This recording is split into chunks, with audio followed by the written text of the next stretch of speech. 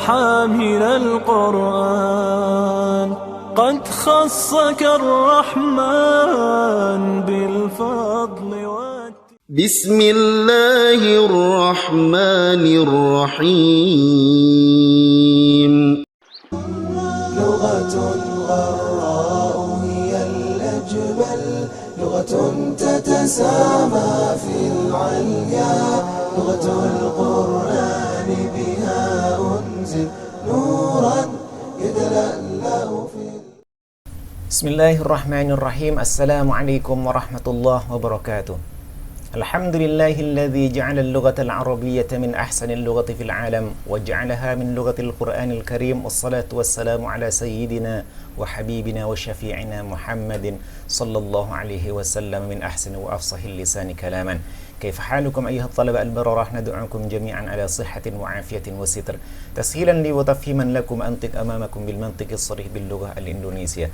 Alhamdulillah, pada kesempatan kali ini kita kembali dipertemukan oleh Allah Subhanahu wa taala dalam keadaan sehat walafiat, dan mudah-mudahan kita semua berada dalam lindungan Allah Subhanahu wa taala. Pada kesempatan yang lalu kita mempelajari materi daripada Al-Balaghatuh dalam judul Khurujul Khabar an Muqtadha Dhahir, keluarnya berita dari tuntutan yang nampak pada berita itu sendiri. Pada kesempatan kali ini kita akan pelajari bagian daripada makna al-insya wa taqsimihi, bagian makna daripada insya dan bagian-bagian daripada insya itu sendiri. Apa yang dimaksud dengan insya? Hakikatul insya, al-insya'u lughatan al-ijad. Al-insya'u lughatan al-ijad. Insya dalam bentuk etimologinya adalah al-ijad, yakni mengadakan, mewujudkan. Artinya insya itu adalah mewujudkan sesuatu yang tidak ada. Perhatikan, al-insya istilahan. Insya dalam bentuk terminologinya atau istilahnya dalam bentuk secara sempurnanya, kalamun la yahtamilu sidqan wa la kidhban li dhatihi. Sebuah kalam, sebuah ucapan, la yahtamilu, yang tidak memiliki kandungan kalam tersebut, kandungan yang bernilai jujur ataupun bernilai dusta, lidzatihi, untuk zat daripada kalam itu sendiri. Seperti contoh, kita mengatakan ihfadzil Quran, hafalkanlah olehmu Al-Quran.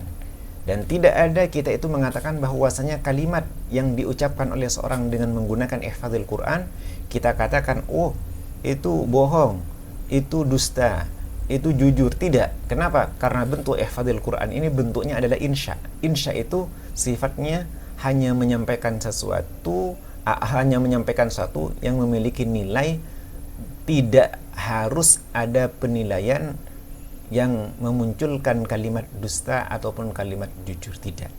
Karena bentuknya adalah perintah. Seperti contoh yang lain juga, asallahu ayyatiya bil fathi, mudah-mudahan Allah Subhanahu wa taala mendatangkan kemenangan. Ini tidak bisa kemudian dihukumi, oh itu jujur, oh itu dusta, tidak. Karena bentuknya adalah bentuk insya.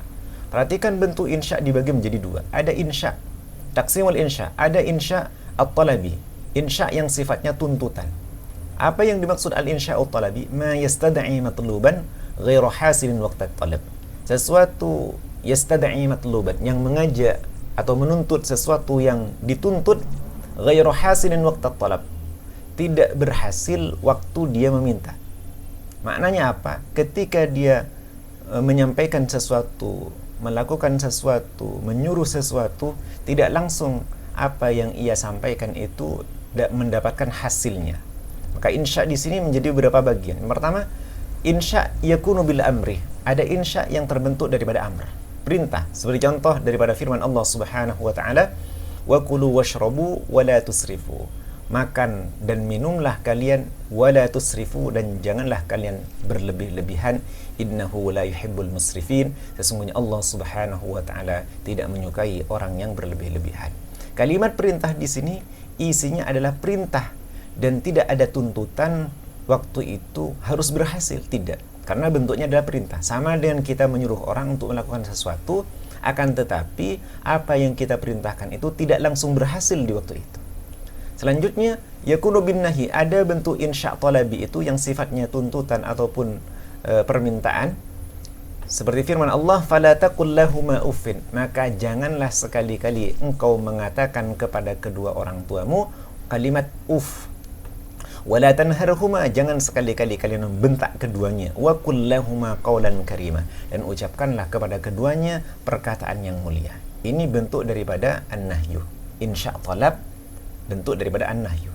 Kemudian ada bentuk insya talab yakunu bil istifham, bentuk daripada sebuah pertanyaan, seperti firman Allah Subhanahu wa taala dalam surah An-Nisa, fa kaifa idza ji'na, maka bagaimana idza ji'na, apabila kami datangkan min kulli ummatin bisyahid, dari setiap umat itu saksinya, yakni nabi yang menjadi saksi terhadap umatnya.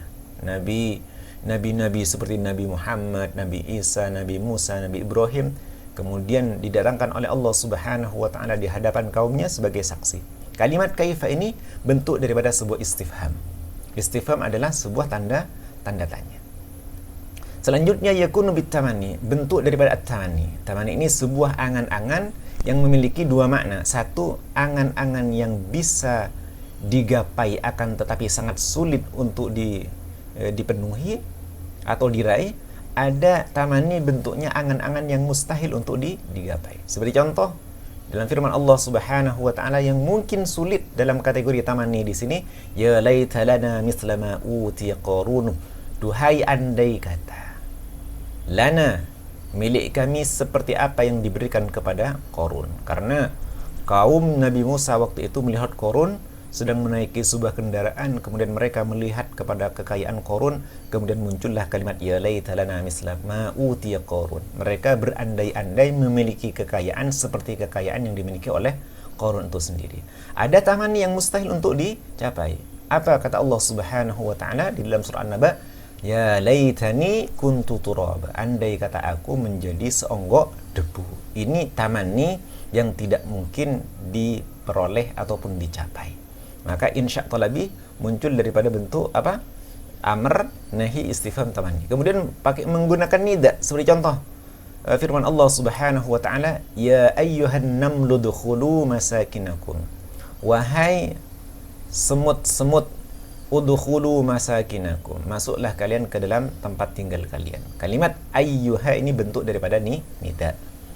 Selanjutnya al-insya'u ghairu talabi, yakni insya' ghairu talabi, tidak dalam sebuah bentuk tuntutan. Apa yang dimaksud insya' ghairu talabi? Ma la yastad'i, sesuatu yang tidak menuntut, matluban, sesuatu yang dituntut, ghairu hasilin waqtat talabi, tidak menghasilkan waktu tuntutan itu terjadi. Artinya tidak ada tuntutan untuk melakukan sebuah pekerjaan ataupun aktivitas, maka itu disebut dengan insya' talabi. Akan tetapi wujudnya hanya berupa sebuah pernyataan, kekaguman ataupun sebuah ungkapan saja. Seperti contoh daripada bagian berikut ini, yakni yakunu bitta'ajjubi. Ada bentuk daripada insya' ghairu talabi itu dibentuk daripada at-ta'ajjub, yakni bentuk daripada sebuah kekaguman. Seperti firman Allah Subhanahu wa taala di dalam surah Al-Baqarah ayat 175, fama asbarahum 'alan nar, maka betapa sabarnya mereka atas api neraka. Ini memiliki makna yang ditafsirkan fama ajra'ahum 'alan nar, betapa mereka beraninya, betapa nekatnya mereka melanggar perintah Allah yang Allah Subhanahu wa taala menjanjikan masuknya mereka ke dalam api neraka. Kemudian diungkapkan dalam surat ini fama asbarahum, betapa sabarnya mereka. Kemudian ada yang berbentuk yakunu bi sighatil madhi wad dhammi, muncul daripada bentuk al-madhi wad dhammi, bentuk daripada sebuah pujian dan celaan ataupun hinaan. Seperti contoh daripada ayat Al-Qur'an, ni'mal 'abdu innahu awwab. Sebetulnya surat ini memiliki kelengkapan dalam bentuk ayatnya, wa wahabna li Dawud Sulaiman, dan kami berikan kepada Nabi Dawud Sulaiman, yakni keturunan bernama Sulaiman. Ni'mal abdu, sebaik-baik hamba adalah dia. Innahu, sesungguhnya Sulaiman itu awwabun, adalah hamba yang suka berserah diri ataupun suka kembali kepada Allah Subhanahu wa taala. Kemudian contoh daripada bi'sah, seburuk-buruk, bi'sal ismu, seburuk-buruk nama, al-fusuku adalah sebuah kefasikan ba'dal iman, setelah iman. Ini sighatul madhi wa dhammi. Kemudian yakunu birraja, muncul daripada sebuah raja. Seperti firman Allah Subhanahu wa taala, la'alla as-sa'ata takunu qariba. Boleh jadi hari kiamat itu dekat kedatangannya. Ini dalam surah Al-Ahzab. Maka seluruh al-insya' ghairu talabi ini sifatnya hanya menginformasikan saja, tidak ada sebuah tuntutan perintah, akan tetapi hanya sebuah informasi tentang bagian daripada bentuk ta'ajub, bentuk daripada sebuah pujian, ataupun bentuk daripada sebuah celaan, ataupun bentuk daripada sebuah ar-raja. Maka inilah bagian daripada pembahasan tentang al-insya' itu sendiri, dan sampailah kita pada akhir dari pertemuan kita. Mudah-mudahan antum bisa memahaminya dengan baik. Hadanallahu wa iyyakum ajma'in. Kita tutup majlis kita dengan bacaan hamdalah.